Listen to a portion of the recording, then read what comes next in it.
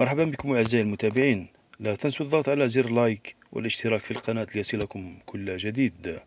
تشهد مباريات الجولة العاشرة من البطولة الجزائرية المحترفة الأولى موبيليس مباراة قوية بين مولودية الجزائر وشبيبة الثورة، وتحتل مولودية الجزائر صدارة ترتيب البطولة برصيد 16 نقطة بعد إجرائها 6 مقابلات.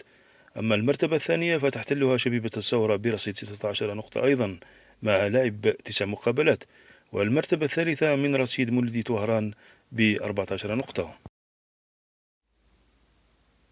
وتجرى المباراة القوية بين مولودية الجزائر وشبيبة الثورة في الجولة العاشرة من البطولة المحترفة الأولى موبيليس يوم الاثنين 3 نوفمبر 2025 على الساعة 8 مساء بتوقيت الجزائر، 10 بتوقيت السعودية ومصر، وتنقل على القناة السادسة الجزائرية مباشرة.